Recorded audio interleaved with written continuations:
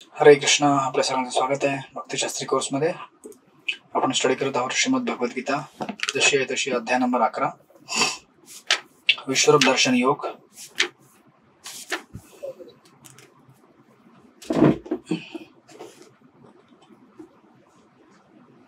तर आपण last time श्लोक नंबर कुठे थांबलो होतो? 29.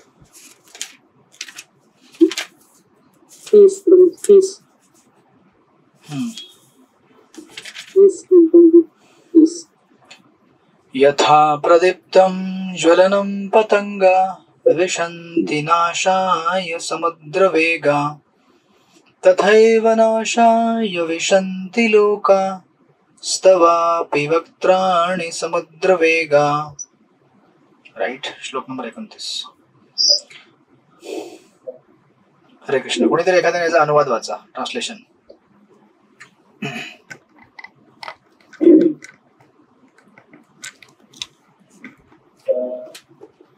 वाचा. आपल्या विनाशाकरिता प्रदीप्त अग्नीमध्ये प्रवेश करीत असतात त्याचप्रमाणे हे सर्व लोक द्रुत गतीने भराभर तुमच्या मुखामध्ये प्रवेश करीत असल्याचे मी पाहत आहे. ओके. हरे कृष्ण. जेव्हा तुम्ही ऐकला, तुम्ही जेव्हा मला गीता ऐकू द्या. हरे कृष्ण. हरे कृष्ण. मगाशी एकाने व्हॉट्सअप केला, म्हटलं जगन्नाथपुरी रथयात्रेला यायचं आहे. मी म्हटलं 4 माळा करायला लागतील तुम्हाला कमीत कमी. माताजी म्हणतात, माझी बहीण आहे कोणतरी, ती म्हणे, ती हरे कृष्णवाल्याला म्हणते, हे हरे कृष्णवाले ना चप्पल घालून जप करतात. म्हणून मला आवडत नाहीत ते हरे कृष्णवाले. चप्पल घालून कोणी जप करतं का? मी म्हटलं तिला घेऊन या यात्रेला, आपण तिला जप करून घेऊ, चप्पल काढून जप करून घेऊ तिच्याकडनं. हरे कृष्ण. आपली यात्रा झाली नाही अजून ना. हरे कृष्ण. तुम्हाला यायचं की रथयात्रेला? यायचं आहे जगन्नाथपुरी रथयात्रा. 45 डिग्री टेम्परेचर असतं, पहिलेच सांगतोय. 45 डिग्री सेल्सिअस. हरे कृष्ण. पण जगन्नाथजीनं बघितल्यावरती -20 डिग्री टेम्परेचर होऊन जातं. हरे कृष्ण. ओके. सो इथे विश्वरूप दर्शनामध्ये या अध्यायामध्ये आपण श्लोक नंबर 1 ते 4 अर्जुनाची विनंती बघितली होती. श्लोक नंबर 5 ते 8 भगवंतांनी वर्णन केलं होतं की तू अर्जुन काय काय बघशील. त्यानंतर हा दुसरा सेक्शन आहे ज्याच्यामध्ये संजय वर्णन करतो पहिले, आणि त्यानंतर संजय 9 ते 14 श्लोक मध्ये वर्णन करतो. त्यानंतर 15 ते 31 या श्लोकामध्ये अर्जुन सांगतो की मी काय काय बघतोय, आणि अर्जुन भगवंतांना बघितल्यावरती प्रार्थना सुद्धा करतो. राईट. तर अर्जुनाने बघितलंय की इथे ह्या विश्वरूप दर्शनामध्ये त्याला काय दिसतंय, यथा प्रदीप्तम ज्वलनम पतंगा. राईट. 2 प्रकारच्या तुलना केलेल्या आहेत. श्लोक नंबर 28 मध्ये एक तुलना केलेली आहे आणि 29 मध्ये एक तुलना केलेली आहे. याचे तात्पर्य आपल्याला बघायचे होते, राहिलं होतं. तर श्लोक नंबर 28 मध्ये नदीची तुलना आहे. यथा नदीनाम बहवो अंबुवेगा समुद्रवेगा. हे श्लोक ऍक्च्युअली किती सुंदर आहेत उच्चारण करायला, रिदम मध्ये आहेत. राईट. तुम्ही उच्चारण करत राहायचं नंतर. यथा नदीनाम बहवो अंबुवेगा समुद्रमेवा भिमुखा द्रवंती. राईट. तुम्ही नंतर उच्चारण करा. हरे कृष्ण. सो 2 प्रकारच्या लोकांची तुलना याच्यासोबत केली जाईल. एक आहे नदी जी समुद्रामध्ये प्रवेश करते. Right. Right.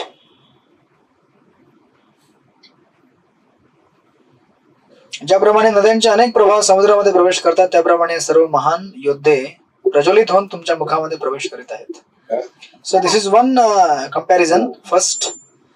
And second comparison ह्याचं केलेलं आहे. कसलं? पतंगा. पतंगा म्हणजे तुम्हाला माहिती आहे ना, पतंगा जे आता येत नाही उन्हाळ्यामध्ये, पावसाळ्याच्या सुरुवातीला आणि पावसाळ्याच्या एंडला येतात. पाखरू, छोटे छोटे छोटे पाखरू असतात ते. राईट. जसे ते याच्याकडे आकर्षित होतात. कशाकडे? दीप किंवा लाईटकडे, ट्यूबलाईटकडे किंवा बल्बकडे. राईट. सो नाव या दोघांच्या तुलनेमध्ये ऍक्च्युली फार गूढ रहस्य जडलेलं आहे आणि आपले आचार्य याला सुंदर अनालिसिस करताना सांगतात. So actually what is happening, Vishwanath Chakravarti Thakur, Baladev Vidyabhushan आणि वेदांत देशिका हे रामानुजी संप्रदायामधले आचार्य यांना याच्यामध्ये 3 पॉइंट देतात. ते म्हणतात, सर्वात पहिले सांगतात की ऍक्च्युली याच्यामध्ये 2 क्रिया दिसत आहेत. एक असते व्हॉलेंटरी, एक असते इनव्हॉलेंटरी. व्हॉलेंटरी म्हणजे स्वतःच्या इच्छेने जाणे आणि दुसरी असते स्वतःच्या इच्छा नसताना जाणे. राईट. तर आपण जीवनामध्ये काही गोष्टी स्वइच्छेने करतो आणि काही गोष्टी आपल्याला बाध्य पडतात. राईट. कारण आपल्याला जॉबला जायचं असतं, बाध्य पडतं, आपल्याला जायची इच्छा नसते. आपल्याला स्वइच्छेने झोपायची इच्छा असते. हा झोपू द्यावं, मला भरपूर दिवस झाले आराम केला नाही मी. इस्कॉन मध्ये आल्यानंतर तर आरामच भेटत नाही हो. पहिले कमीत कमी थोडासा आराम भेटायचा संडेला. हरे कृष्णा वालों ने क्या कर दिया मेरा जीवन, भौतिक जीवन और आध्यात्मिक जीवन मिक्स करके खिचडी हो गया है मेरा पूरा. राइट. मला वाटतं कधी एक पिक्चर काढलं पाहिजे ना, हरे कृष्णा डिवोटी का लाइफ कैसा होता है. बेचारा सुबह से उठने से लेकर रात को सोने तक चिंता में रहता है, माला कब होगा, माला कब होगा, माला कब होगा. हरे कृष्णा. राइट. सो तर सर्वात पहिले आहे की रिव्हर किंवा नदी. श्लोक नंबर 28 मध्ये, यथा नदी नाम बहव अंबु वेगा, समुद्रमेवा भिमुखा द्रवंती. नदी जेव्हा समुद्राकडे जाते ती स्वेच्छेने जाते की जबरदस्ती जाते, मला सांगा.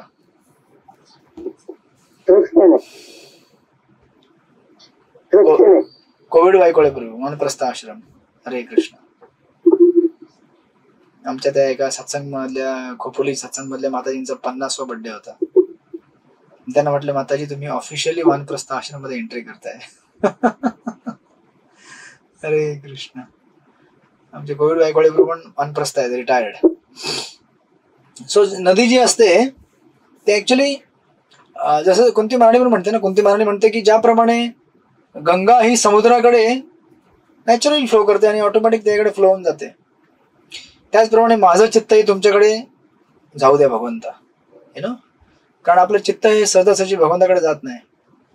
त्यामुळे सांगावं लागतं की माझं हे चित्त तुमच्याकडे सहजासहजी जाऊ दे. Right. So now here first comparison is नद्यांचं तुलना आहे. राईट. नद्या ज्या आहेत त्या स्वच्छेने जातात. राईट. सॉरी, स्वच्छेने म्हणजे इनव्हॉलेंटरी, म्हणजे त्यांना सांगायची गरज पडत नाही. इनव्हॉलेंटरीली त्याला इंग्लिशमध्ये म्हणतात इनव्हॉलेंटरी, म्हणजे इंग्लिशमध्ये इनव्हॉलेंटरी म्हणतात. तुम्हाला इंग्लिश शब्द जोडताना थोडा मागे पुढे होतोय. त्यांच्या म्हणजे हा जसं तुम्ही सांगितलं कोविड वायकोळेपूर्वी, म्हणजे सहज जातात. सहज म्हणजे त्यांना असं काय हे नाही करायला लागत जबरदस्ती. राईट. सहज जातात त्या. राईट. नॅचरल त्यांचा जो कोर्स आहे समुद्राकडे जाण्याचा नद्यांचा, तो नॅचरल असतो. राईट. आणि दुसरा जो घटक आहे श्लोक नंबर 29 मध्ये वर्णन केलेला, यथा प्रदिप्तम ज्वलनम पतंगा. पतंग जो आहे ना, जो किडा मकोडा आहे, जो पाखरू आहे ना, तो लाईटकडे कसा जातो, त्याला माहिती आहे की इथे गेल्यावर ते काय होणार आहे. पण बघितलं असेल तुम्ही पाखरांचं काय होतं ते, जे पाखरं जे दीप जळतं त्याच्यामध्ये जेव्हा प्रवेश करतात त्यांचं काय होतं. हरे कृष्ण. अस्तित्व नष्ट होऊन जातं. राईट. आणि ते स्वच्छने जातात. हो, तुम्ही बघितलं असेल घरामध्ये जर आपण काच लावली असेल खिडकीला, त्या काचमध्ये येऊन स्वतःला ठोकून मरतात. है ना. माहिती आहे की तिथे जाऊन मरणार आहे आपण, तरी सुद्धा जबरदस्ती जाऊन ठोकणार. एवढे त्या चमचमाटीने आकर्षित होऊन जातात ते की त्यांना जबरदस्ती त्याकडे जायचंच असतं. That is the force. Right. So जेव्हा ह्या 2 लोकांची तुलना केलेली आहे इथे, या 2 लोकांची तुलना म्हणजे 2 प्रकारच्या व्यक्तींची तुलना आहे. तर युद्धभूमीमध्ये 2 प्रकारचे तिथे व्यक्ती आहेत. एक आहेत कौरव आणि दुसरे आहेत पांडव. राईट. आता कौरव पांडवांमध्ये सुद्धा 2 कॅटेगरी आहेत. Even within Kauravas there are devotees. Kaurava पक्षामध्ये सुद्धा काही भक्तगण आहेत आणि पांडव पक्षामध्ये तर भक्तच आहेत डेफिनेटली. पण कौरव पक्षामध्ये सुद्धा असे काही भक्त आहेत. से फॉर एक्झाम्पल कोण कोण आहे कौरव पक्षामध्ये भक्त, सांगा मला. भीष्मदेव. हा, येस. इवन द्रोण ऑल्सो. कर्ण हा, कर्ण ऍक्च्युली कृपाचार्य. हा, कर्ण ऍक्च्युली डिवोटी कॅटेगरीमध्ये येत नाही तो. Karna actually is actually non devotee only in one sense. Devotee म्हणजे नॉन डिवोटीज आहे तो. विदुर. हा, विदुरजी होते, पण विदुरजी तिथे त्या क्षणाला हे नाहीयेत. ओके. तर प्रामुख्याने हे भीष्मदेव, राईट. भीष्म आणि द्रोण बेसिकली. सो तुम्हाला माहिती असेल भीष्म आणि द्रोण या लोकांचं कसं होतं माहितीये का, यांना ऍक्च्युली पांडवांच्या विरुद्ध युद्ध करायचं नव्हतं. तुम्हाला माहिती आहे, महाभारताच्या सुरुवातीलाच माहिती आहे. परंतु भीष्म आणि द्रोण हे लोक बाध्य होते. का बाध्य होते ते लोक? कारण ते कौरवांकडनं मेंटेन केले जात होते. आणि जेव्हा आता राजाला गरज आहे तेव्हा हे नाही म्हणू शकत नाही. आणि डेफिनेटली कौरव भीष्मदेवांनी प्रतिज्ञा केली होती संतनू आणि सत्यवती प्रसंगामध्ये की जो कोणी रुलिंग डायनेस्टी असेल, करंट जो राजा असेल, करंट म्हणजे करंट नव्हे मराठीतला, करंट म्हणजे त्याला काय म्हणतात, त्या टायमाचा जो राजा असेल, प्रेझेंट, त्या टायमाच्या राजाची मी त्याची रक्षा करेल, त्याचं संरक्षण करेल. मग ते भले आता त्याला माहित नव्हतं की भविष्यामध्ये जाऊन असं होणार आहे की कौरव राजा बनेल, म्हणजे दुर्योधन सारखा सर्वात दुष्ट व्यक्ती राजा बनेल किंवा धृतराष्ट्र राजा बनेल. तर त्यांना माहित नव्हतं, त्यांनी प्रतिज्ञा केली होती, मग त्यांना बाध्य होतं. सिमिलरली द्रोण ऑल्सो. द्रोण हे सुद्धा राज दरबारामध्ये राहत होते आणि त्यांना मेंटेन करणारा दुर्योधन होता, राईट. भीष्मदेव होते, सॉरी धृतराष्ट्र होते. सो बेसिकली त्यांना ऍक्च्युली युद्ध करायचं नव्हतं, त्यांची इच्छा पण नव्हती की युद्ध करायचं पांडवांशी. पण काय करणार, परिस्थिती अशी होती की त्यांना कौरवांचा साथ देणं हे भाग पडलं होतं. आणि म्हणून यांना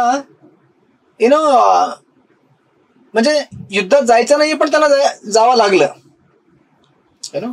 कधी कधी नदी असं म्हणेल का मला जायचं नाहीये, पण तिला जावं लागेल, कारण तिचा नॅचरल फ्लो आहे तो. नदी जी आहे ती समुद्राकडे तिला जायचं आहे, ती म्हणेल नाही हो, कंटाळा आला मला, समुद्राकडे नाही जायचं आहे. पण काय करणार, तिचा तो प्रवाह जो आहे तो समुद्राकडे जाणार. इव्हेंच्युअली सगळ्या नद्या जाऊन समुद्रात मिळतात, राईट. सो दॅट्स वाय ही जी पहिली तुलना आहे, या पहिल्या तुलनेमध्ये तुम्हाला दिसेल की भीष्म द्रोण यांना ऍक्च्युली युद्ध करायची इच्छा नाहीये, पण जी कॉस्मिक अरेंजमेंट आहे, भगवंतांची जी अरेंजमेंट अशी केलेली आहे भगवंतांनी की यांना युद्धामध्ये भाग घ्यावा लागत आहे, जरी इच्छा नसेल तरी सुद्धा, right. So this is first category. आणि म्हणून त्यांना युद्धातून बाहेर पडता आलं नाही. आणि ते लोक युद्धामध्ये काय झाले, धारातीर्थ झाले, किंवा त्यांना वीरगती म्हणता येईल, right. So this is first category. आता याचा अर्थ आपल्याला भेटेल नंतर. अजून दुसरं आहे पतंग. पतंग जे आहेत हे कोण आहेत, ह्या युद्धभूमीमध्ये पतंग कोण आहेत सांगा आता. पतंग कोण आहेत हाजी? कौरव. बरोबर आहे.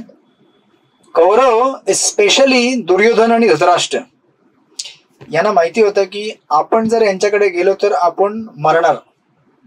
जसं पण कसं असतं ना, ते त्याला भागवतामध्ये म्हटलेलं आहे, पश्यन्नपि तो पश्यति, दिखता है लेकिन नहीं दिखता है, ऐसे लोग आहे, राईट. जसं पतंग आहे, त्याला माहिती आहे की मी मरणार, पण त्याला हरे कृष्ण त्याला म्हणतात आसक्ती. आसक्त्यांमुळे मनुष्याला दिसत नाही की समोर काही चित्र आहे. काय काय भक्त अशा तुम्ही बघितलेले आहेत की ते तुम्ही घरी कधी पकोडे बनवत असतील ना, सगळे माझे उदाहरण प्रसादाचे असतात. म्हणजे तुम्हाला जागृत करण्याकरता लेक्चर मध्ये तुम्ही कधी पकोडे असतात ना, पकोडे बनवतात त्या पकोड्यामध्ये. आता म्हणजे काय काय ड्युटी अशा असतात, ये पकोड़ा अभी तेल से निकलने के बाद डायरेक्ट मेरी जीभ में गिरना चाहिए. म्हणजे ह्याने एवढं गरम एकदम गरम चाहिए, गरम. तुम्हाला कळलं का? तुम्ही कधी ट्राय नाही केलं दिसत आहे. कधी ट्राय नाही केलं तुम्ही पकोडे गरम खायचे? म्हणजे म्हणण्याचा अर्थ असा आहे की काय काय लोकांना म्हणजे गरम पकोडे पाहिजे. अरे जरा थांब ना जरा. गरम पकोडा जर म्हणजे एकदम गरम गरम खाण्यामध्ये मजा असते नाही असं नाही, पण ती मजा अशी असते की ताळूगुळू पूर्ण सोलटून जातं. हरे कृष्ण. गरम पोळा किंवा गरम भाजी किंवा गरम जे तुम्ही एकदम तोंडात घेऊन खातात त्याला ताळू एकदम सोलटून निघतं. 2 दिवस मग हरे कृष्ण. हाऊ ओले त्रास होते हो, थांबा जरा, थंड करून द्या. अगोदर माहिती होतं तर कशाला घ्यायचं गरम एवढं. हा पण काय करणार, ते गरम खाण्याकरता चटक लागलेली आहे. किंवा काही लोक मिरच्या खातात, मी पण मिरच्या खातो नाही असं नाही, एवढी चटक लागलेली मिरची द्या, 4 मिरच्या द्या, आणखीन अजून 2 मिरच्या द्या. तुमच्या साईडचे लोक तर ठेचा खातात नाही तिकडे, म्हणजे एकदम अस्सल ठेचा बनवून, राईट. मग माहिती असतं की हे खाल्ल्याने म्हणजे थोडा त्रास होणार आहे उद्या किंवा इव्हेंच्युअली आपल्याला त्रास होईल, पण ते आसक्त्या अशा असतात की आपल्याला ते ऑब्लाइज करतात, right. So whole process of bhakti is to purify our आसक्तीज, राईट. आपल्या सगळ्या आसक्त्यांना शुद्ध करणे ही भक्तीची प्रक्रिया आहे. हरे कृष्ण कृष्ण कृष्ण हरे हरे, हरे राम राम राम हरे हरे. पण दुर्योधनने कधी चॅन्टिंग केली नाही, कधी भक्तांचा संघ घेतला नाही, म्हणून याची आसक्ती प्युरिफाय झाली नाही, इव्हन धृतराष्ट्र सुद्धा. आणि म्हणून तुम्हाला दिसेल महाभारतामध्ये ऍक्च्युली जेव्हा मैत्री ऋषी धृतराष्ट्राकडे येतात आणि ऍडवाइस देतात की अरे बाबा तू आपल्या मुलाला सांग जास्त त्याला उतावळेपणा करायला नको सांगूस, जर त्याने असं केलं तर त्याचा हरिबोल होऊन जाईल. पण दुर्योधन ऐकत नाही. दुर्योधन ऍक्च्युली मैत्रेय मुनीने सांगतो की मी भांडणारच, म्हणजे मी युद्ध करणारच, आणि तो चॅलेंज करतो, अपमान करतो. मैत्रेय ऋषी चिडतात, म्हणतात की तुझा तर विनाश नक्कीच होणार आहे, राईट. ऍक्च्युली धृतराष्ट्र घाबरतात, म्हणतात की अहो त्याला असं नका बोलवू, त्याचा हे करा, त्याला तुम्ही माफ करा. ऍक्च्युली मैत्रेय मुनी म्हणतात की मी तर माफ केलेलंच आहे, पण त्यांनी जर ऐकलं नाही तर त्याचा विनाश नक्कीच आहे. आणि तुम्हाला माहिती आहे जेव्हा चीरहरण होतं द्रौपदीच्या चीरहरणाच्या वेळेला त्याचं काय नाव आहे, दुर्योधन काय करतो, दुर्योधन आपली मांडी पिटतो आणि म्हणतो की द्रौपदीला इथे बसवा, बस. त्यावेळेला जेव्हा ऍक्च्युली अगोदर झालेलं असतं मैत्रेय मुनीच्या ह्याच्या अगोदर, त्यावेळेला भीमसेन म्हणतो की ही तुझी तंगडी मीच तोडणार आहे आणि तंगडी तोडल्याशिवाय मी राहणारच नाही, राईट. आणि म्हणून तुम्हाला माहिती असेल पूर्ण या युद्धामध्ये किंवा अगोदर सुद्धा दुर्योधन नेहमी भीमापासून घाबरायचा. त्याला माहिती होतं भीम मला सोडणार नाहीये. आणि मैत्रेय मुनी म्हणतात की अगोदर तर हा शाप पाळायचाच तुला, आता हा शाप पूर्व काय होणार आहे, कार्यान्वित होणार आहे. तू ऐकत नाहीस ना, तुझी तंगडी तुला तोडणार आहे, तुझ्या तंगडीवरती जाम तुला गर्व आहे ना. अशा प्रकारे जे पतंग असतात त्यांना माहिती असते की आपण इथे गेलो तर मरणार, पण ह्यांना एवढी आसक्ती असते किंवा जगाशी एवढी हे असते की त्यांना माहिती आहे मरणार, पण त्याच्यामध्ये जाणार असते. एवढे मैत्रेय ऋषी इनफॅक्ट इव्हन त्याच्या पलीकडे युद्ध स्टार्ट व्हायच्या अगोदर ऍक्च्युली दुर्योधन काय करतो, शकुनीचा पुत्र असतो, त्या शकुनीच्या पुत्राला पांडवांकडे पाठवतो सगळ्यांना अपमानित करण्याकरता. आणि हा जो शकुनी पुत्र आहे हा जाऊन पांडवांना भेटतो आणि एकेकाला पकडतो. युधिष्ठिर महाराजांना भेटतो, तो म्हणतो की तुम्ही स्वतःला एकदम महान राजे म्हणता, पण तुम्हाला माहितीये का तुम्ही युद्धामध्ये, तुम्ही गॅम्बलिंग मॅच मध्ये तुम्ही सगळं हारलात, तुम्ही केवढे आसक्त आहात, असं म्हणून त्यांचा अपमान करतो. जेव्हा अर्जुनकडे जातो तेव्हा अर्जुनला म्हणतो की तुम्ही युनक म्हणलेला आहात ना, तुम्ही युनकच आहात, तुम्ही युनकच राहणार. भीमसेनेकडे जातो, भीमसेनला म्हणतो की मी ऐकलेलं की तू खूप पॉवरफुल आहेस, पण तू तर एक छोटासा गाय आहेस, म्हणजे बेसिकली सांगण्याचा अर्थ की तू काय पॉवरफुलच नाहीयेस. अशा प्रकारे हे सांगून, ज्या प्रकारे जसं काही जखमेवरती जे मीठ चोळतात ना, म्हणजे ऑलरेडी पांडव जे आहेत ते एकदम खवळलेले आहेत की कधी आम्हाला युद्ध करायला भेटेल, आणि एवढा अपमान सहन केलेला आहे. त्याच्यावरती शकुनीला पाठवून, शकुनीच्या पुत्राला पाठवणे, त्याच्यामध्ये आणखीन भर घालतात. आणि त्यावेळेला ऍक्च्युली सगळे पांडव जे असतात ते तयार होतात त्या शकुनीच्या पुत्राला मारण्याकरता, की तुला आत्ताच येतं आम्ही ठार करणार. युधिष्ठिर महाराजांना थांबवतात की थांबा अजून वेळ नाही आलेली आहे, आपलं उचित जेव्हा कार्य येईल, हा मेसेंजर आहे, दूत आहे, दूताला आपण मारू शकत नाही. अशा प्रकारे जे पतंग आहेत त्यांना माहिती आहे की आपण मरणार, परंतु उगाच आता काही गरज नव्हती दुर्योधनाला यांना पाठवायची. म्हणजे त्याला माहिती आहे की आपण ऑलरेडी त्यांना एवढं डिस्टर्ब केलेलं आहे, त्यांना एवढी ऑलरेडी जखमा दिलेल्या आहे, त्या जखमावरती मीठ कशाला आणखीन टाकायचं. म्हणून तुम्हाला आठवत असेल प्रथम अध्यायामध्ये आपण जेव्हा बघितलं होतं, जेव्हा कौरव आणि पांडव सेनेचं जेव्हा वर्णन येतं कौरव सेना ही भरपूर जरी असली तरी ती उत्साही नाहीये, पण पांडव सेना कमी जरी असली तरी उत्साही आहे. का? कारण उत्साही असणं ही सगळी कारण आहे. तो एवढं आहे ना, म्हणजे एज्युटेट करून ठेवलेलं आहे. आणि हे लोकांना ऑफकोर्स भगवान त्यांच्या सोबत आहेत आणि त्यांचं मन युद्धभूमीमध्ये आहे की युद्ध जिंकायचं आहे. राईट. तर दिस इज फर्स्ट कम्पॅरिझन हे आचार्य देतात.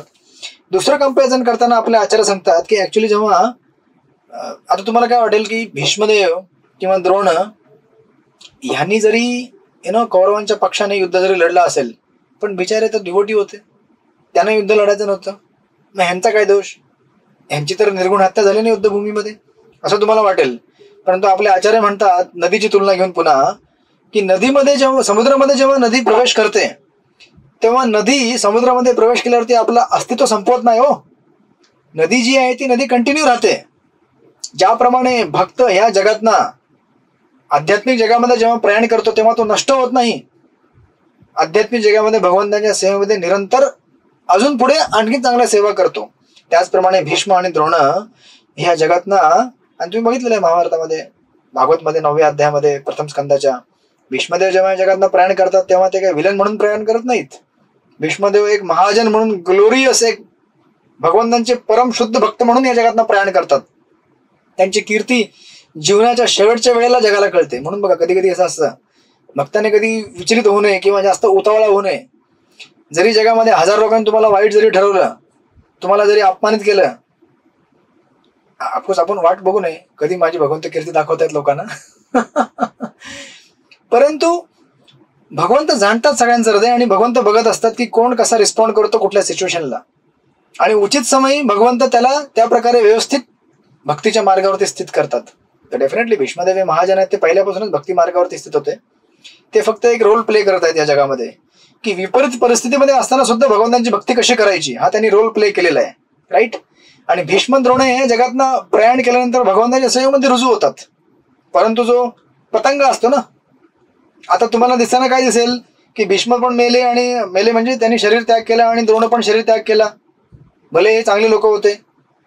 आणि ह्या साईडला दुर्योधन, कर्ण, शकुनी, सगळे कौरव यांनी पण शरीर त्याग केला. मग फरक काय हो? युद्धामध्ये एक डिवोटी पण मारला गेला महाजन, आणि हे नॉन डिवोटी पण दोघांनी शरीर सोडलं. फरक काय झाला मग?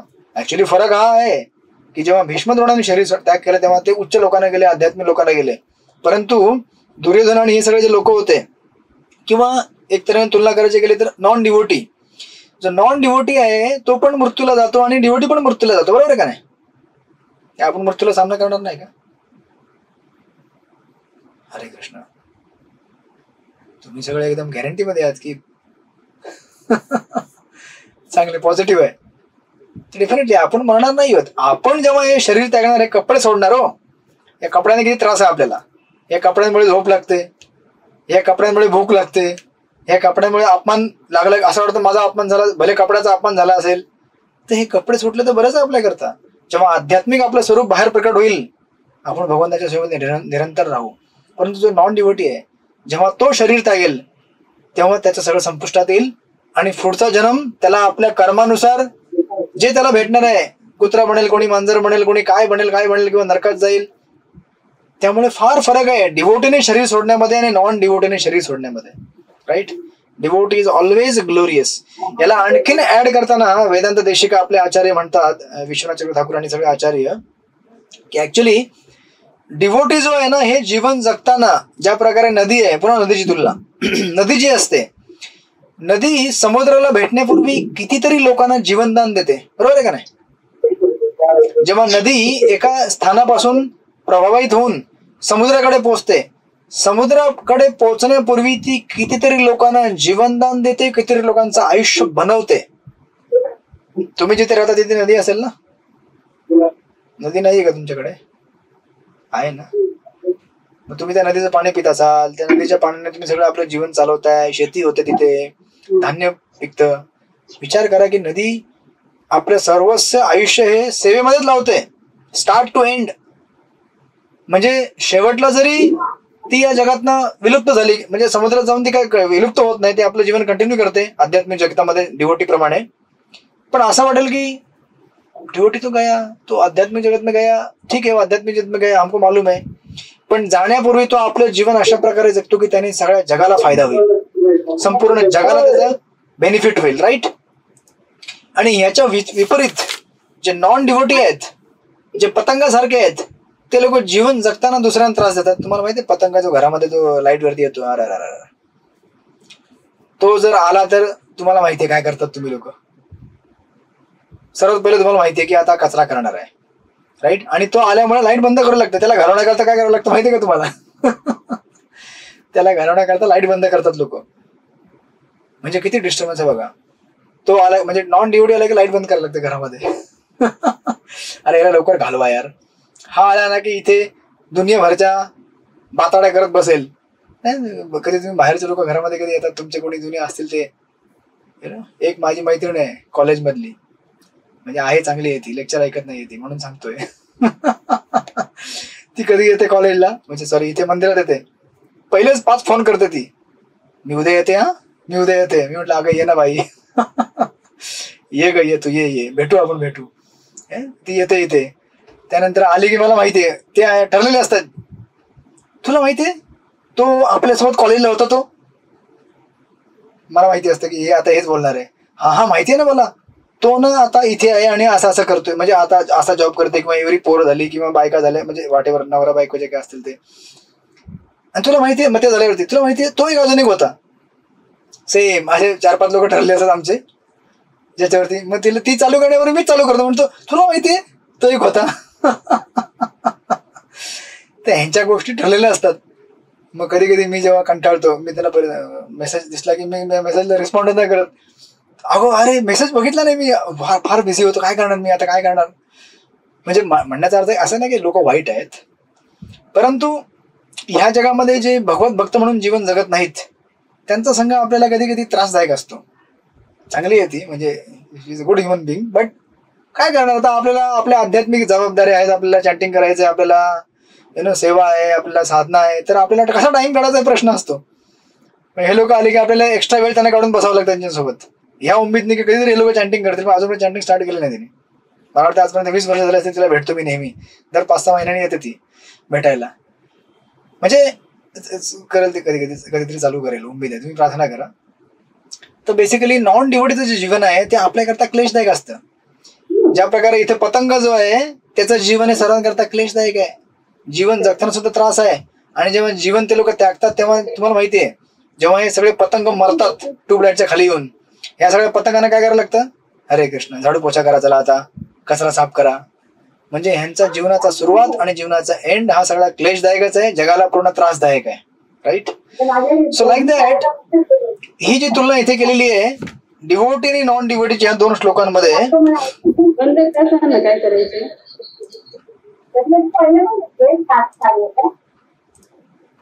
हरे कृष्ण. तुम्ही थकले का?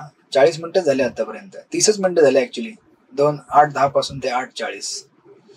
तर अशा प्रकारे ही तुलना आहे नॉन डिव्होटी आणि डिव्होटी. आणि तुम्हाला दिसेल याच्यामध्ये 29 मध्ये शब्द दिसेल, स्तवा विभक्त आणि समुद्र वेगा. आणि हे बिचारे नॉन डिव्होटी कुठल्या वेगाने प्रवेश करत आहेत त्या ट्यूबलाईट मध्ये? समुद्र वेगा, म्हणजे अति गतिशील वेगाने, तेज गतीने. मला वाटतं बुलेट ट्रेन हीच असेल, मला वाटतं पहिले नाही. बुलेट ट्रेन काढताना हा शब्द दिला पाहिजे, समुद्र वेगा एक्सप्रेस. तर हे लोक, तुम्हाला माहिती असेल आजच्या जमान्यामध्ये जर आपल्याला पाप करायचं असेल, किती सोपं माहिती आहे का तुम्हाला? पाप करायचं असेल तर किती सोपं झालेलं आहे पाप करण्याकरता. म्हणजे जी टेक्नॉलॉजी आपल्याकडे आहे, इंटरनेट किंवा सोशल मीडिया, जर तुम्हाला एखाद्याला वाईट बनवायचं असेल, एक पोस्ट टाका तुम्ही फेसबुकवर, तुम्हाला माहितीये हा किती नालायक आहे, बास एवढी ती पोस्ट व्हायरल होते, एवढी व्हायरल होते. म्हणजे जनरली जुन्या काळी जेव्हा गावामध्ये जे त्याला काय म्हणतात, चांबार चौकशी ना. चांबार चौकशी, मला माहित नाही चांबार चौकशी काय करायचं, चांबार लोक चौकशी करायचे म्हणून काय, आय डोंट नो काय म्हणतात त्याला. तर हे लोक जर पूर्वीच्या काळी जर आपल्याला जर गप्पा मारायच्या असतील कोणाबद्दल, की तुला माहितीये तू किती गेलेला आहे, त्याचं घरात काय चाललं, त्याला माहितीये त्याचं काहीतरी स्कॅन्डल झाला, 4 लोकांना माहित पडायचं, गावातल्या 5-6 लोकांना. आज तुम्ही जर सोशल मीडियामध्ये एखादी गोष्ट पोस्ट केली तर पूर्ण जगाला माहित पडते, विदिन 3-4 तासामध्ये व्हायरल. म्हणून तर सोशल मीडिया चाललाय ना. एवढा सोशल मीडिया फ्लरिश का होतोय? कारण लोकांची प्रोपेन्सिटी आहे कचऱ्यामध्ये डुबायची. मग आता उद्या न्यूजपेपरमध्ये किंवा ह्याच्यामध्ये युट्यूबमध्ये, फेसबुकमध्ये तुम्हाला माहिती आहे ते राजकारणी काय बोलले कुंभमेळ्याबद्दल, अहो ते काय पण म्हणतात, ते राजकारणी काय म्हटले. आता ठीक आहे, चुकीचं आहे, ते चुकीचं बोललं नाही पाहिजे असं, पण आता ते बोलून पूर्ण जगाला दाखवून त्यांनी काय होतं, आणखीन जी गोष्ट 4 लोकांमध्ये वाईट झालेली आहे त्या लोकांना पूर्ण जगासमोर वाईट करायची. आता दिस इज द वे, समुद्र वेगा. म्हणजे टेक्नॉलॉजीमुळे आपण आज म्हणून प्रभुपाद म्हणायचे, एका मॉर्निंग मध्ये प्रभुपाद म्हणतात की modern science may say nobody will die, की आधुनिक विज्ञान म्हणलं की कोणी मरणार नाही, राईट. पण प्रभुपाद म्हणतात की असं नाही, हे सगळे मरणार आहेत. आणि लोक म्हणतात की मग कोणी म्हणेल की आम्ही मृत्यूला घाबरत नाही.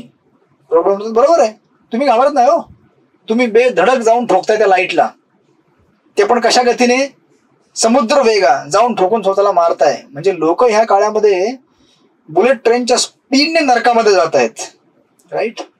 आणि पुण्य करायचं किती कठीण आहे, पुण्य करायला फार कष्ट लागतात, कारण पुण्य करण्याकरता थोडी मेंटॅलिटी पाहिजे, संघ पाहिजे. 2 लोक, एखाद्या व्यक्तीबद्दल 2 चांगल्या गोष्टी बोलणे फार कठीण आहे. तुम्हाला आता सांगितलं की चला ह्या व्यक्तीला 2 गोष्टी चांगल्या बोला, 2 मिनिटं विचार करावा लागेल, काय चांगलं आहे याच्यामध्ये जरा बघूया, आणि कधी चांगला शोधायचा प्रयत्न केला नाहीये. वाईट आता वेगळं सांगतो वाईट काय काय, कारण वाईट जन्मापासून आतापर्यंत तेच कॉन्टेम्प्लेशन चालू आहे, ह्याच्यामध्ये वाईट काय, ह्याच्यामध्ये वाईट काय, ह्याच्यामध्ये वाईट काय. So this is way. या 2 श्लोकांची तुलना करून आपले आचार्य सांगतात की ही स्थिती आहे आणि अर्जुन या स्थितीला विटनेस करत आहे, बघत आहे, राईट, लाईक दॅट. त्यानंतर मग अर्जुन म्हणतो श्लोक नंबर 30 मध्ये, वाचा, कल्पतरू राधिका माताजी वाचा.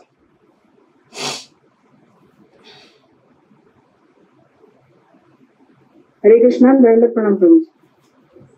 लेली हास्य व्यास मानस म्हणता, लोकास्मग्राम वंदने ज्वलद्वी, तेजोभिर्या पुर्या जगत समग्र भासत रोग्ना प्रतपत्नी विष्णू. हे विष्णू, तुम्ही आपल्या प्रज्वलित मुखांनी सर्व बाजूंनी सर्व लोकांना गिळंकृत करीत असल्याचे मी पाहत आहे. आपल्या तेजाने तुम्ही संपूर्ण जगत व्यापून उग्र प्रखर होरपळणाऱ्या किरणांनी प्रकट झाला आहात. हरे कृष्ण. हरे कृष्ण. त्याचे तुम्हाला लास्ट टाइम रसगुल्लाची अनावची दिली होती ना,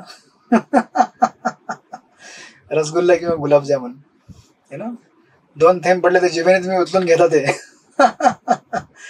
त्याच प्रकारे इथे विश्वरूप काय करत आहे, आपल्या मुखामध्ये सगळ्यांना गळंकित करत आहे, आणि रसगुल्ल्याप्रमाणे सगळ्यांना जे खाली थेंब पडतात, मुंडके पडतात, त्यांना उचलून घेत आहे, राईट. सो दिस इज विश्वरूपाचं हे घोर रूप आहे. बेसिकली विश्वरूपाचं घोर रूप म्हणजे ही प्रकृती अशा प्रकारे आहे, संसार अशा प्रकारे आहे की संसारामध्ये एवढा विध्वंस आहे, संसारामध्ये एवढं दुःख आहे, आणि ते आपण बघणं शिकलं पाहिजे, त्याला स्वीकार करणं शिकलं पाहिजे, राईट. आणि हे सगळं भगवंताच्या नियंत्रणाखाली आहे. असं नाही की भगवंत हे गिळंकृत करतायत. विश्वरूप म्हणजे एक प्रतिकात्मक छवी आहे की या जगामध्ये विश्व असं आहे की तुम्हाला गिळणार आहे ते, राईट, हे प्रेझेंट केलं जात आहे. आणि म्हणून ऍक्च्युली जे लोक व्यवस्थित सिन्सिअरली हे जे चॅप्टर जेव्हा वाचतात ना, तेव्हा त्यांना कळतं की अरे आपल्या जीवनाचं आयुष्य फार कमी राहिलेलं आहे.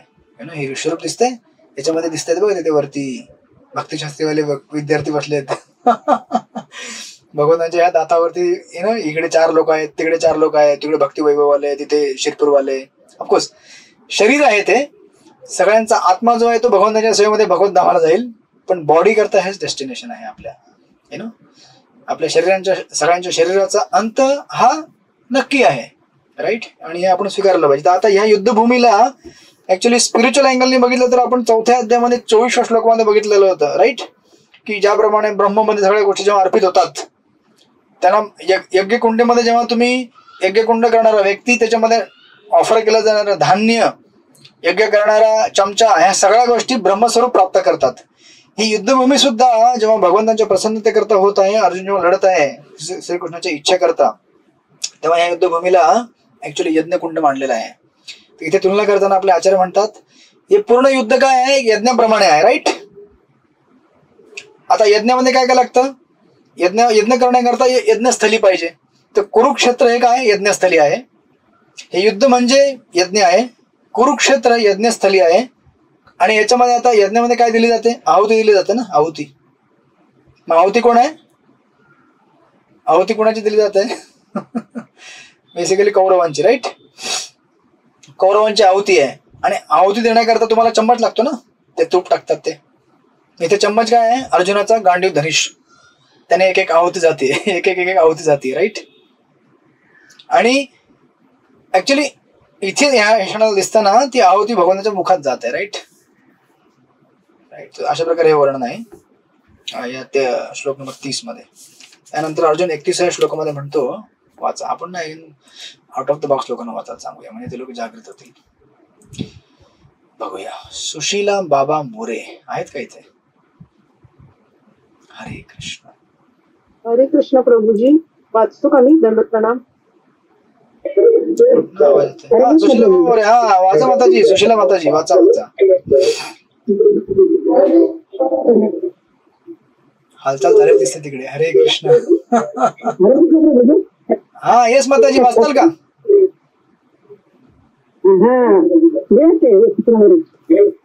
सावकाश सावकाश. हो, वाचा. श्लोक नंबर 31.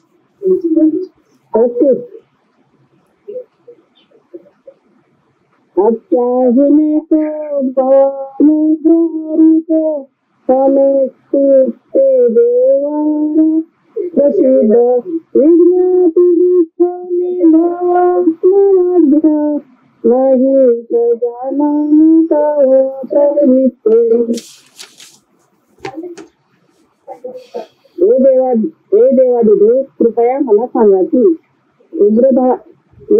उग्रवृत्तधारी तुम्ही कोण आहात? मी तुम्हाला प्रणाम करतो. कृपया माझ्यावर प्रसन्न व्हा. तुम्ही आदिपुरुष आहात. मी तुम्हाला जाणू इच्छितो, कारण मला तुमचे प्रयोजन माहित नाही. हरे कृष्ण. अर्जुन काय झालेला आहे? घाबरलेला आहे. जनरली तुम्ही जेव्हा तुमच्या घरी जेव्हा कोणी प्रचारक येतात, आणि काय काय प्रचारक वेगवेगळ्या प्रकारचे असतात, हा, म्हणजे कुणाला मी जज नाही करत आहे. पण आमचे एक प्रचारक आहेत, म्हणजे होते. तुम्हाला जर प्रश्न विचारायचा असेल, तुम्ही 10 वेळा विचार करायचा प्रश्न विचारण्यापूर्वी. जर तुम्ही प्रश्न विचारला आणि त्यात काय गडबड केली, हरे कृष्ण, मग तुम्हाला माहिती आहे काय उत्तर भेटणार आहे, right. You know, so sometimes जेव्हा आपल्याला माहित नसतं की समोरची पर्सनॅलिटी कशी आहे. आता इथे अर्जुन जो आहे तो भयभीत झालेला आहे, आणि त्याने ऍक्च्युली इथे एक शब्द आहे या श्लोकामध्ये. सगळ्यांनी माईक म्यूट करा बरं. तुम्ही युद्धभूमीवरती जाऊ नका आता इतक्यात, अजून वेळ आहे आपल्याला. 9:15 वाजता युद्धभूमी तुमच्या करता खुली केली जाईल. आणि कोणातरी वाचायचं होतं या श्लोकाच्या अगोदर, त्यांनी नंतर वाचा, नाही तर तुम्ही म्हणाल की मध्ये अडवून ठेवलं. तर इथे शब्द आहे भवान, तुम्हाला दिसेल. हा, श्लोक नंबर 31 मध्ये पहिल्या लाईनीमध्ये अख्याही मे को भवान उग्ररूप. भवान म्हणजे कसं असतं माहितीये का? वर्ड तोडून तुम्हाला दिसेल. भवान म्हणजे actually it's very respectable word, भवान, राईट. त्याला हिंदीमध्ये म्हणतात आप. कधी कधी आपण मित्र असला तर म्हणतो, अरे तुम मेरे लेके लेके आए हो. तुम म्हणजे इट्स व्हेरी कॅज्युअल, है ना. तुम म्हणजे व्हेरी कॅज्युअल. पण आप म्हटलं तर इट्स मोर रिस्पेक्टफुल. जसं हा मराठीमध्ये त्याला म्हणतात तू आणि आपण. ए, तू काय घेऊन आला रे माझ्याकरता, असं तुम्ही म्हणता. अहो, आपण माझ्याकरता काय घेऊन आलात? किती बोलायला कठीण आहे. आपण काय घेऊन आलात, राईट. आपण आलात, आपले स्वागत आहे ना, मराठीमध्ये येते ते ॲक्रोनिम. आपण आलात, आपले स्वागत आहे. आपण इज व्हेरी रिस्पेक्टफुल वर्ड, फार सन्माननीय शब्द आहे. आणि तो आता अर्जुन आणि कृष्ण हे मित्र आहेत ऍक्च्युली बघायला गेलं तर. आणि बऱ्याचदा अर्जुनने त्याला संस्कृत म्हणतात तो, सॉरी या तू, राईट. म्हणजे मित्र तू कसा आहेस असं विचारलं असेल. इथे अर्जुन काय म्हणतो, तो असं काय अर्जुन म्हणतो, असं अर्जुन बोलला नाही, हे तू कोण आहेस रे बाबा. अर्जुन असं म्हणत नाहीये. अर्जुन म्हणतोय, अहो आपण कोण आहात, तुम्ही कोण आहात, जरा मला तुम्ही सांगा, मी भयभीत झालेलो आहे फार, राईट. तो घाबरून म्हणतो की मैं आपकी क्या सेवा कर सकता हूँ, मैं कौन, आप है कौन एक्चुअली, मुझे समझ में नहीं आ रहा है. यू नो, इतना उग्र रूप आपने दिखाया है. तुम्हाला मी प्रणाम करतो, माझ्यावर प्रसन्न व्हा. कृपया तुमचं उग्र रूप दाखवून मला भयभीत करू नका. तुम्ही आदिपुरुष आहात, तुम्ही माझ्यावर प्रसन्न व्हा, माझ्यावर कृपा करा. जसं तुम्ही कधी कधी भगवंतांना अशा प्रार्थना करत असाल जेव्हा जीवनामध्ये जेव्हा उथलपुल होते कधी कधी आपल्या आयुष्यामध्ये. तुम्हाला कधी कधी गोपीनाथ आवडत असतील, हा गोपीनाथ किती सुंदर आहेत, किती कोमल आहेत, किती सुमधुर आहेत. आणि जेव्हा आपल्या जीवनामध्ये काहीतरी उलट पालट होत असतं, अहो थोडं जरा आमच्याकडे प्रेमाने बघावं.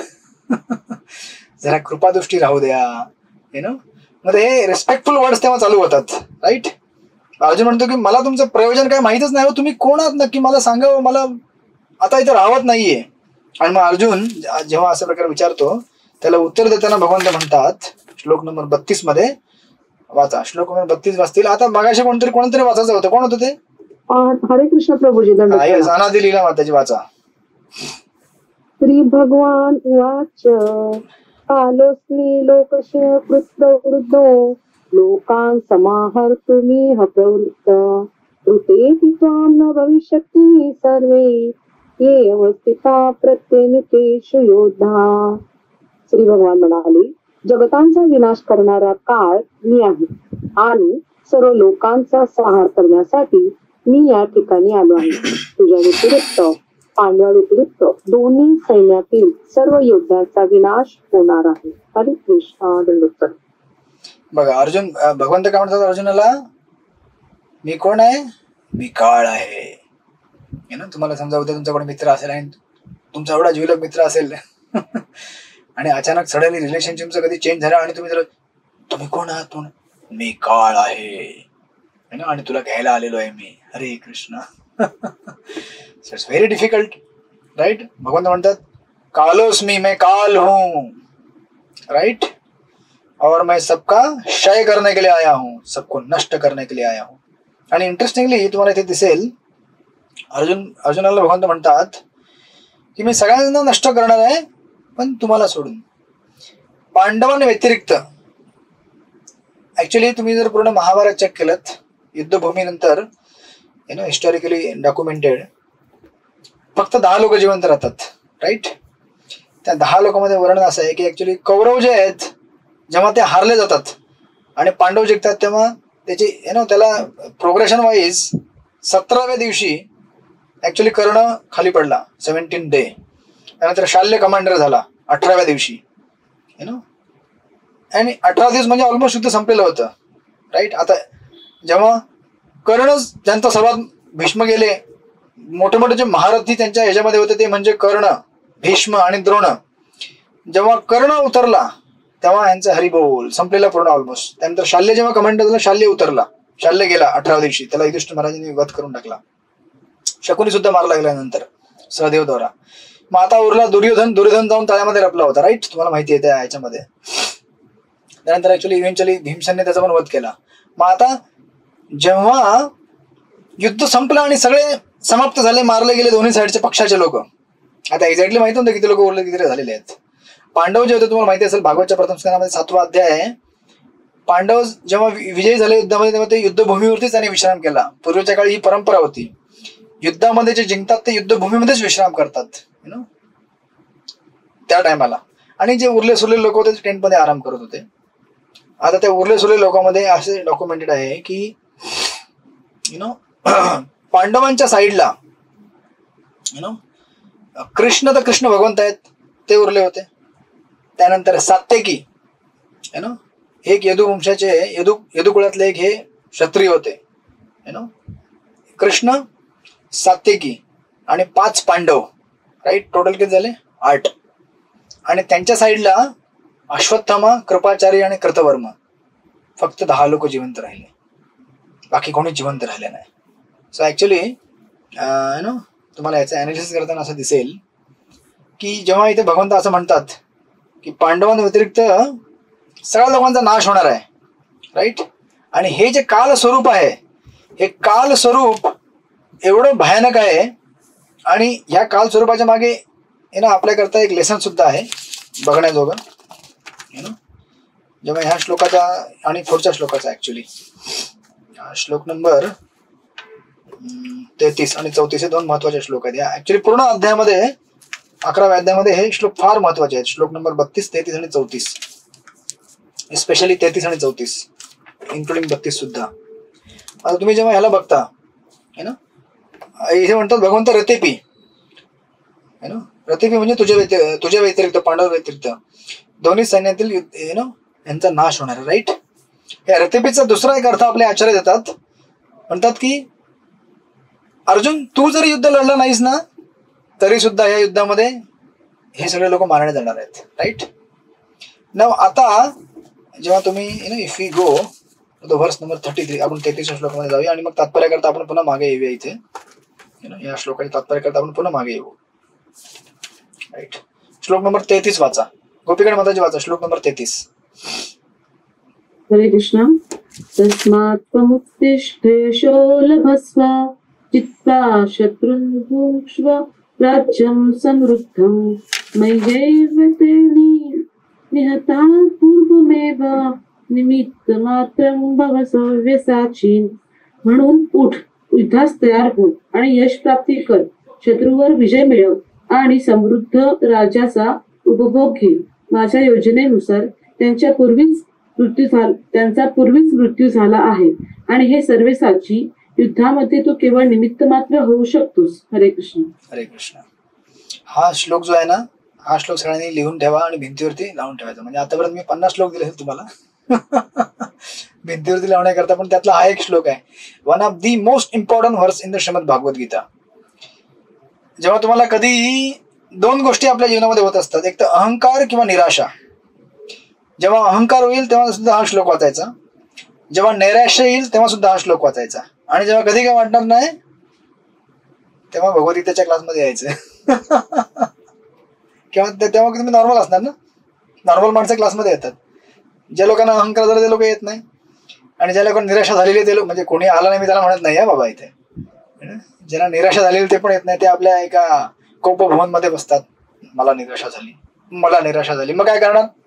निराशा झाली तर काय असं बसून काम होणार आहे का तुमचं? नाही होणार आहे. राईट. मग ह्या श्लोकाचा मर्म आणि ह्या मागच्या श्लोकाचा मर्म इतकं सुंदर दिलं आपल्या आचार्यांनी. भगवंत म्हणतात ऍक्च्युली की तू उठ आणि युद्ध कर, बरोबर आहे, शत्रूवरती विजय मिळव आणि तू जिंक आणि राज्याचा उपभोग घे.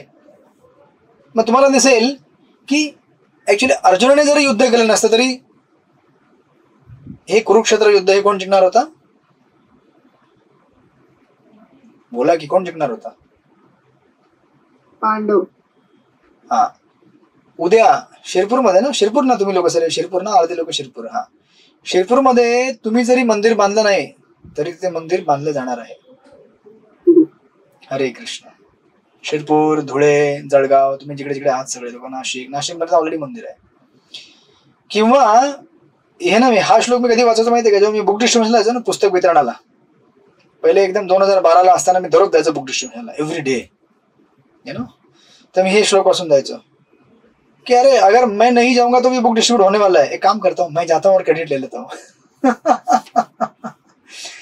आज भगवान को मुंबई के ट्रेन में इन 4 लोगों को किताब देनी ही है, तो मैं अगर मूर्ख हूं, मैं तो मूर्ख ही हूं, मैं मूर्ख अगर नहीं जाऊंगा तो भी उनको गीता मिलने वाली है. अगर मैं जाऊंगा तो भगवान मुझे माध्यम बना देंगे और क्रेडिट मुझे मिलेगा. हरि बोल, हरि बोल. आपण असं कधी आयुष्यामध्ये विचार करू नये की ही एक पर्टिक्युलर सेवा, लोकांना असं वाटतं आम्हाला सेवेतून बाहेर केलं, बघा आता तुमच्या सेवेला कोण कोण येणार आहे. कोणी येणार नाही बघा आता. अहो तुमच्यापेक्षा लई भारी सेवा होईल तिकडे. तुम्ही नाही आलात बरं झालं. तुम्ही आला असतात ना, तुम्ही वाट लावली असती सेवेची. तुम्ही नाही आलात ते चांगलंच झालं की तिथे जाऊन 4 लोकांनी चांगली सेवा केली.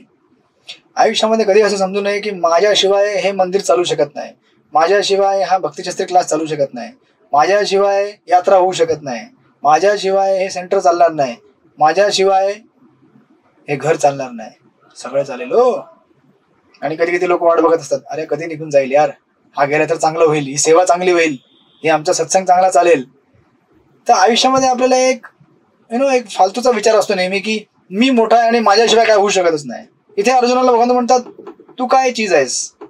ऑफकोर्स अर्जुन शुद्ध भक्त भगवंतांचा, आणि तो एक रोल प्ले करतोय. भगवंत अर्जुन म्हणतात की अरे वेड्या, तू जरी नसलास तरी मी ऑलरेडी ठरवलेलं आहे की मी यांना मारणार आहे. जर मी ठरवलेलं आहे तर हे मरणारच आहेत लोक. जर मी ठरवलेलं आहे की इथे सेंटर बनणार आहे म्हणजे बनेलच ते. तू आलास तर चांगली गोष्ट आहे की तू सेवेत लागलास तर तुझा फायदा आहे, तुला क्रेडिट भेटेल. तू नाही आलास तर तुझं नुकसान आहे, तुला क्रेडिट भेटणार नाही. राईट. म्हणून इथे भगवंत म्हणतात की तू केवळ निमित्त मात्र होऊ शकतोस, तू अजून काय होऊ शकत नाहीस. तर ह्या श्लोकाची लिंक तुम्हाला भेटेल श्लोक नंबर 2.47. 2.47 मध्ये आपण बघितलं होतं कर्मण्यवाधिकारस्तु मा फलेषु कदाचन.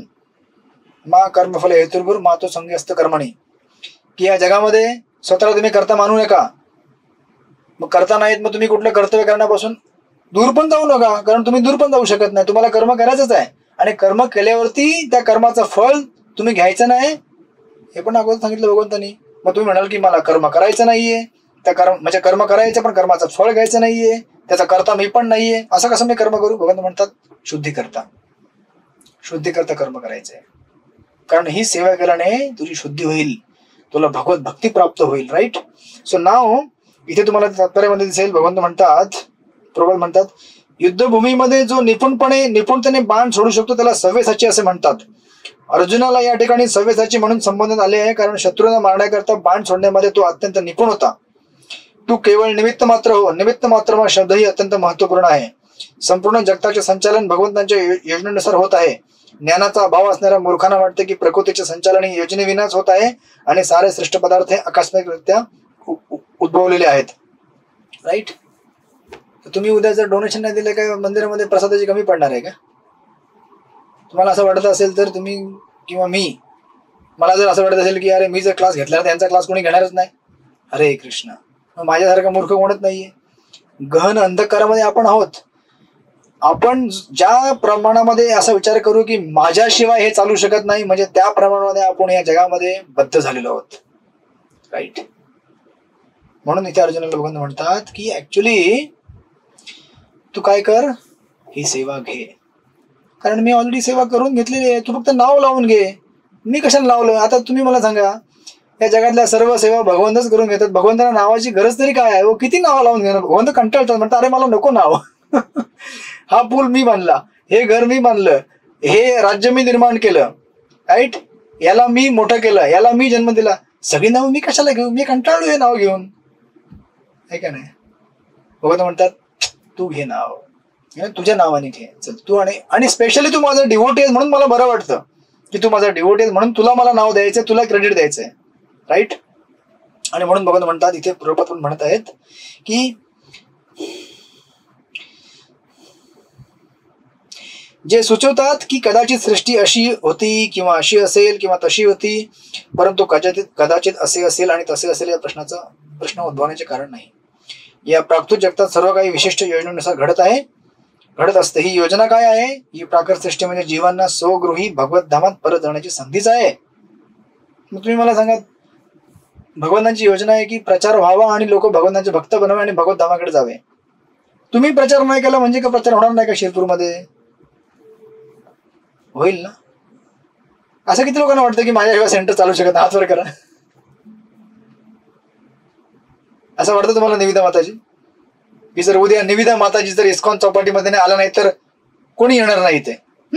मी आली नाही म्हणजे कोणीच येणार नाही, कारण मी महत्वाचे, म्हणजे असं तुम्ही विचार करत नाहीत. आपण कधी स्वतःला करता मानू नये. हालाकी ती फार स्ट्रॉंग टेंडन्सी आहे आणि त्याला दूर करणे फार कठीण असतं. आपल्याला आता लेक्चर द्यायला सोपं आहे, पण जेव्हा आपल्या अंगावरती येईल तेव्हा आपण म्हणतो ठीक आहे भगवंत म्हणतात निमित्त नाही, पण ऍक्च्युली असं बरं गेलं तर मी छान सेवा करत होते ना. ते बघ ते मंदिराचा तो सेक्शन ना मी डेव्हलप केलाय आणि तो ते दुसऱ्या डिवडीने बनवलाय. बघ माझ्या आणि त्याच्यामध्ये किती अंतर आहे. माझं चांगलं वाटतं ना तुला? बोल ना, नसेल वाटत तरी बोल ना बाबा, चांगलं वाटतंय. ऍक्च्युली असं असतं, तुम्ही 10 चपात्या बनवल्या, आता 10 चपात्या जसं महाराज म्हणतात की जेव्हा तुम्ही भगवंतांना फुल पाकळी जेव्हा अर्पण करता ह्याच्यामध्ये पुष्पाभिषेक मध्ये, आता ते जेव्हा तुम्ही पाकळ्या काढता तेव्हा कुठली पाकळी कुठे मिक्स होऊन मला कळतं का? कोणी मोठा इंजिनियर आहे, कोणी एक छोटासा घरामध्ये काम करणारा नोकर आहे, किंवा कोणी काय आहे. आपली जेव्हा सेवा भगवंतांना अर्पण होते तेव्हा त्या सेवेला आध्यात्मिक स्वरूप प्राप्त होतं आणि त्या स्वरूपामध्ये काही डेझिग्नेशन नसतं की हा गरीब डिवोटी आहे, हा श्रीमंत डिवोटी आहे, हा काळा डिवोटी आहे, हा गोरा आहे, हा पाकिस्तानी आहे, हा चायनीज आहे, काही नसतं. त्याच्यामध्ये भगवंत फक्त प्रेमाचं आदान प्रदान करतात. राईट. आणि ज्या क्षणाला आपण तशा प्रकारची त्याला काळीमा लावतो तेव्हा आपण भ्रष्ट होतो. म्हणून भगवंत इथे म्हणतात, प्रभुपाद म्हणतात, जोपर्यंत त्यांच्यामध्ये अधिकार गाजवण्याची प्रवृत्ती आहे तोपर्यंत ते भौतिक प्रकृतीवरती अधिकार गाजवण्याचा प्रयत्न करतात, त्यामुळे ते बद्ध होत असतात. तथापि जो भगवंतांची योजना जाणतो आणि कृष्ण भावनेची जोपासना करतो तो बुद्धिमान व्यक्ती होय. भौतिक सृष्टीची उत्पत्ती आणि प्रलयकारी क्रिया परमेश्वराच्या मार्गदर्शनाखाली होत असतात. म्हणून कुरुक्षेत्राचे युद्ध हे परमेश्वराच्या योजनेनुसार लढले गेलेले आहे. युद्ध अर्जुन युद्ध नाकारीत होता, परंतु भगवंताच्या इच्छेनुसार त्याला युद्ध करण्यास सांगण्यात आले, तेव्हाच तो सुखी होऊ शकेल. राईट. अशा प्रकारे आपल्याला भगवंतांची सेवा करायची असते. प्रभात लास्ट लाईन लिहितात, जर मनुष्य पूर्णपणे कृष्ण भावना भावित असेल तर त्याचे जीवन भगवंताच्या दिव्य सेवेमध्ये असेल तर तो परिपूर्ण पुरुष होय. आपण याच्यावरती चिंतन करावं. राईट. आणि कधी समजू नये की आपल्यामुळे सेवा होत आहे. राईट.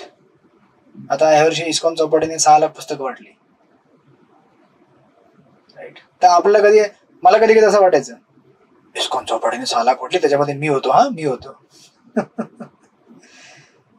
तर मी नसतो तर झाले नसते का? झाले असते ना. आणि ऍक्च्युली जगाची सत्यता आणि स्थिती अशी आहे की आपण असू या नसू हे जग चालत राहील. कितीतरी किती राजकारणी आले गेले, कितीतरी राजसत्ता प्रस्थापित झाल्या गेल्या, त्यांनी चांगलं योगदान दिलं, चांगली गोष्ट आहे. राईट. ते गेल्यानंतर जग चालू आहे ना. जग थांबत नाही हो. त्या प्रकारे भगवंतांची सेवा, जग तर ठीक आहे, ते काळ स्वरूपाने प्रभावित होत आहे, पण भगवंतांनी जे ठरवलेलं आहे सेवा व्हायला पाहिजे ते होणारच आहे ती. राईट. म्हणून भगवंत म्हणतात की तू ऍक्च्युली युद्ध कर आणि क्रेडिट घे ना. तू जा पुस्तकं घेऊन रस्त्यावरती आणि पुस्तकं वाट. कारण ऑलरेडी मी लोकांना सांगितलेलं आहे की कुणाला आज पुस्तकं घ्यायची आहेत, ते लोक बरोबर तुझ्याकडे येणार आणि तुम्हाला अनुभव असेल बऱ्याचदा. आपण फक्त रस्त्यावर जायचं असतं पुस्तकं घेऊन आणि उभं राहायचं असतं. बरोबर जी घेणारे लोक असतात ते बरोबर येतात, किंवा आपल्याला बरोबर सुचतं की ह्या दुकानात जाऊ, त्या ऑफिसमध्ये जाऊ, किंवा हा व्यक्ती भेटेल. बरोबर लोक घेतात पुस्तकं आणि आपल्याला वाटतं अरे बोल आज मैंने 10 बुक बांट के आया, मेरा नाम कल आएगा स्कोर बुक में. चांगली गोष्ट आहे. ते स्कोर बुक भगवंतांनी बनवलेलं आहे, आपण बनवलेलं नाहीये. भगवंतांची इच्छा असते की तुम्हाला क्रेडिट भेटावा. राईट. अर्जुनाला असा सल्ला दिलेला आहे. आणि मागच्या श्लोकात प्रभुपाद म्हणतात की कशा प्रकारे तुम्ही जर बघितलं मागच्या श्लोकाच्या श्लोक नंबर 32 मध्ये, आपण 2 मिनिटात बंद करतोय, काळजी करू नका. 2 मिनिटं, फक्त 2 मिनिटं. श्लोक नंबर 32 मध्ये जर तिसरा पॅराग्राफ तुम्ही बघितला असेल, पेज नंबर 112, युद्ध करण्यास अर्जुन अनुकूल नव्हता आणि युद्ध न करणे हेच उत्तम असल्याचे त्याला वाटत होते, कारण यामुळे निराशा तरी वाटणार नव्हती. याला उत्तर म्हणून भगवान सांगतात की तू जरी युद्ध केले नाहीस तरी त्यापैकी प्रत्येकाचा नाश होणार आहे, कारण ही माझी योजना आहे. जर अर्जुनाने युद्ध थांबविले असते तर त्याचा मृत्यू अन्य प्रकारे होणार होता. आहे का नाही? जर युद्ध जरी बंद झालं तरी मरणार नाही का व्यक्ती? मरणारच आहे ना. मग युद्धामध्ये जर तो मेला तर त्याला वीरगती प्राप्त होईल, हे आपण कधी समजणार? तुम्ही जेवणार आहातच ना आता क्लास झाल्यानंतर?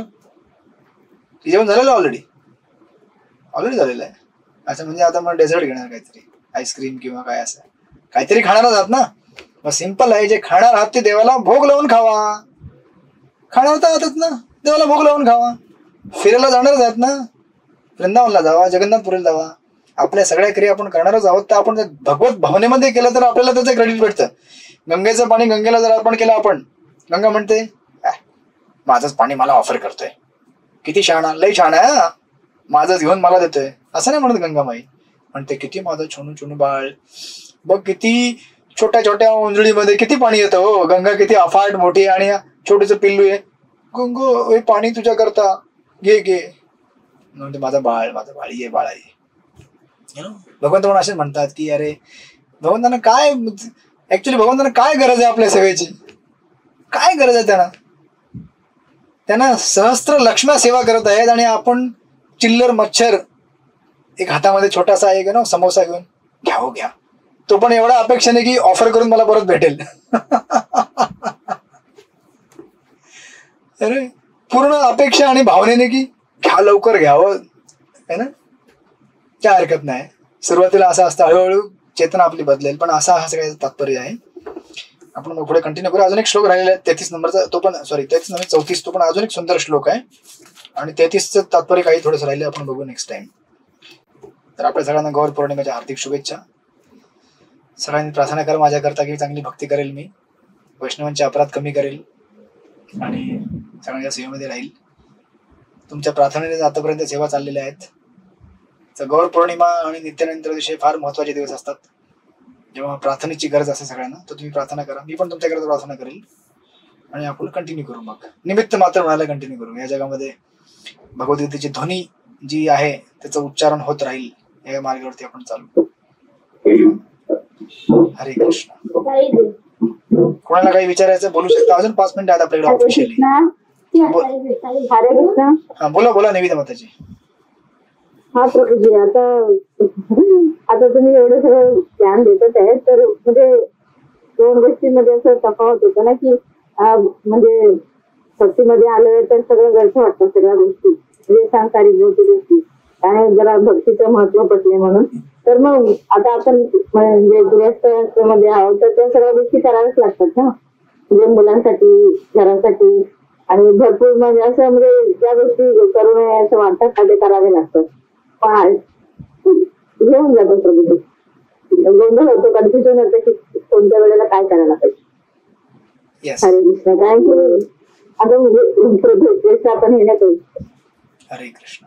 म्हणजे परफेक्ट होतच नाहीत कोणत्या गोष्टी, पण खूप डिफरंट असतात या सगळ्या गोष्टी. म्हणजे शिकतच नाही की म्हणजे भक्तीमध्ये आणि याच्यामध्ये कसं ताळमेळ कसा बसू शकतो आपण. हरे कृष्ण. हरे कृष्ण प्रभू. मला पण बसत नाही. मी ते डिसेंबर मॅरेथॉन पासून जो बिझी झालेलो आहे, अजूनपर्यंत त्या साधना चार्ट मध्ये गेलो नाही परत. डिसेंबर, मला वाटतं डिसेंबर 11 तारखेला जे हे होती आपली मोक्षदा एकादशी, डिसेंबर, जानेवारी, फेब्रुवारी, 1 आठवड्यापूर्वी पूर्ण केला होता की आता मी आता आजपासून इंटरेस्ट चालू करतो. तेव्हाच काहीतरी आलं. कठीण असतं, डेफिनेटली कठीण असतं, पण असं नाही की आयुष्यभर कठीण असतं. Definitely we can again come back. या जगाचा असा स्वभाव आहे की आपण ऑफ ट्रॅक होणारच, आणि ऑफ ट्रॅक झालं नाही तर आपण समजून घ्यायचं की म्हणजे आपल्याला कळतं की ऑफ ट्रॅक झालं म्हणजे भक्ती होत आहे, भक्ती होते चांगली, राईट.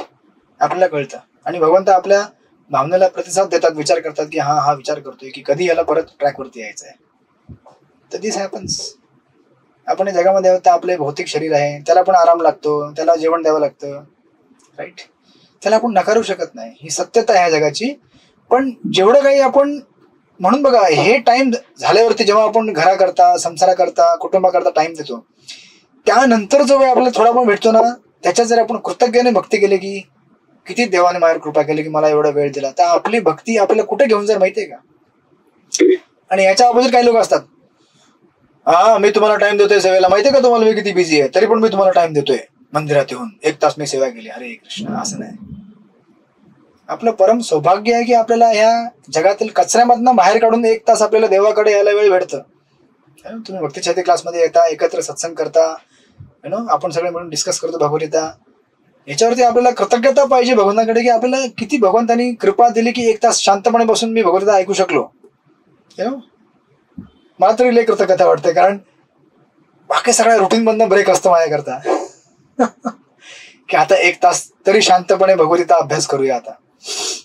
बाकी टाइम लगेच मॅनेजमेंट चालू होतं. पण anyways, routine is emergency is not always, we can always come back. मी लवकरच तुमच्या बनवेन सगळ्यांच्या साधना चार्ट ज्या का उरलेल्या आहेत त्या आता, आणि जे लोक बितरलेले आहेत, बिस्कटलेले आहेत मला बघून त्यांना सगळ्यांना परत ट्रॅकवरती आणेल लवकरच, 1-2 दिवसामध्येच. तर आपल्या सगळ्यांनी लाभ घ्यावा. ह्या फ्रायडेला क्लास नसेल माताजी, कारण फ्रायडेला गौर पौर्णिमा आहे ना, तर गौर पौर्णिमेचा उत्सव असेल तर आपण सगळे त्या उत्सवामध्ये राहा. मी काय सांगत होतो, काहीतरी सांगत होतो, विसरलो मी. म्हटलं होतं की हरे कृष्ण. कोविड रू बोला, काय म्हणता.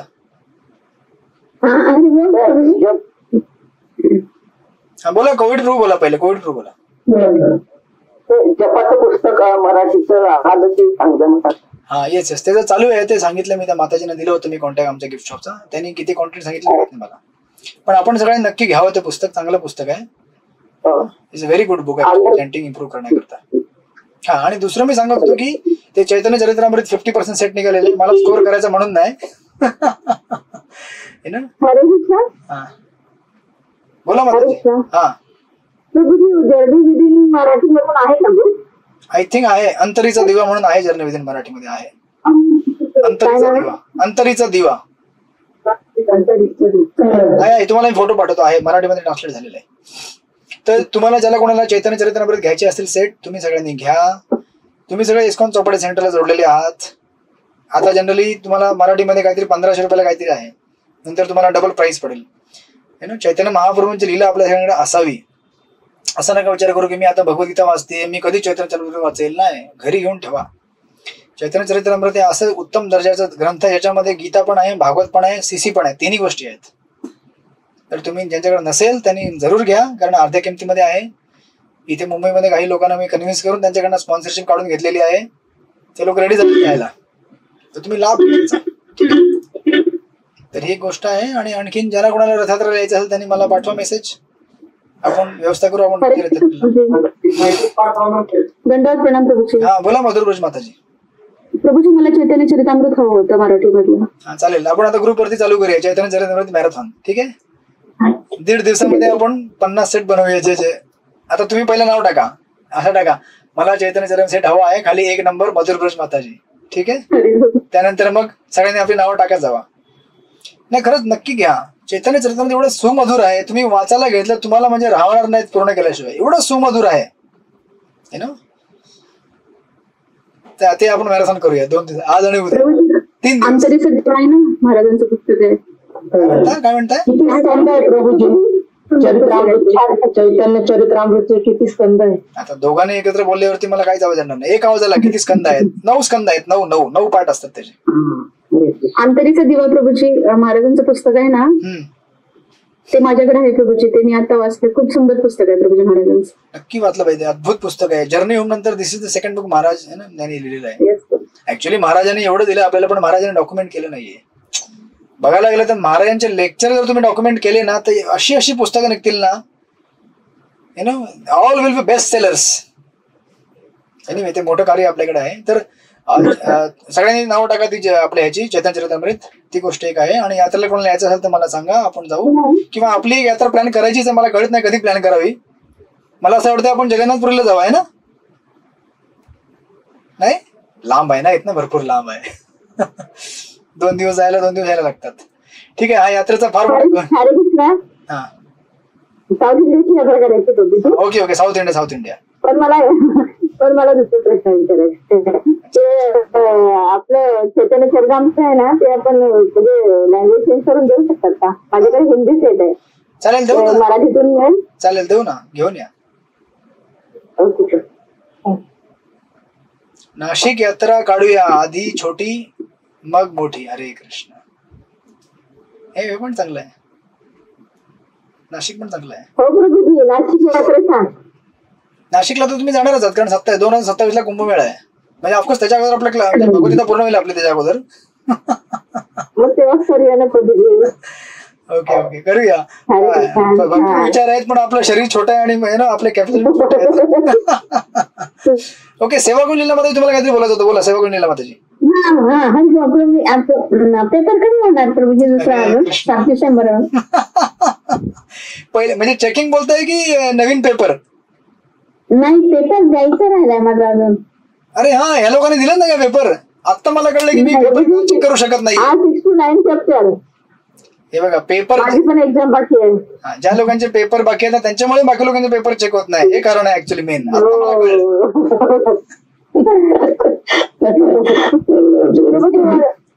प्रभूजी प्लीज मला वीक पहिला सांगा, कारण की आम्ही सगळं विसरून गेलेली आहे. परत यांचं नाव आहे श्री राधा प्रेम माताजी. यांच्या नाव एक्झाम अरेंज करा आता, लवकर अरेंज करा. ऍक्च्युली लवकर करा, कारण आता दुसऱ्या याची एक्झाम द्यायला चालू होईल नेक्स्ट चॅप्टरची. तर मला वाटतंय आता मार्च चालू आहे ना, 12 तारीख. मला वाटतंय मार्च एंडला नक्की व्हायला पाहिजे. एप्रिलच्या म्हणजे मार्चच्या लास्ट वीकला नक्की व्हायला पाहिजे. आणि तुम्ही लिहा, तुम्हाला जे समजेल तसं. म्हणजे असं नाही की काय पण लिहा, तुम्ही लिहा, पेपर देऊन टाका. ठीक आहे ना श्री राधा प्रेम माताजी. हरे कृष्ण प्रभूजी, दंड प्रणाम. हो मला चालेल, पण सगळ्यांच्या मुलांच्या परीक्षा एप्रिल 15 पर्यंत चालेल का? अच्छा, एप्रिल 15 एक्झाम आहेत मुलांच्या, म्हणजे 15 पर्यंत चालू आहेत परीक्षा. संपणार हो एप्रिल पर्यंत मुलांच्या परीक्षा. तर मग चालेल, जसं चालेल. मग बरोबर एप्रिल 15ला घेऊया आपण. चालेल का? पण ऍक्च्युली जास्त लांब होतं, 1 महिना होऊन जाईल.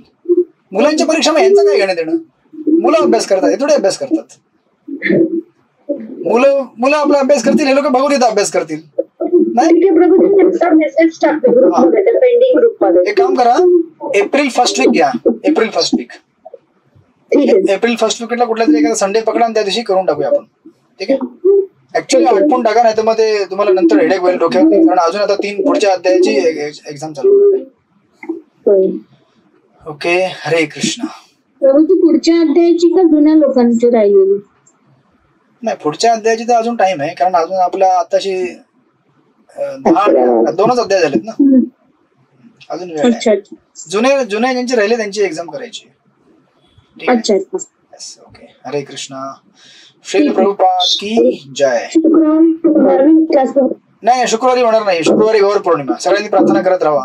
हरे कृष्ण. हरे कृष्णा. दंडवत प्रणाम. हरे कृष्णा. हरे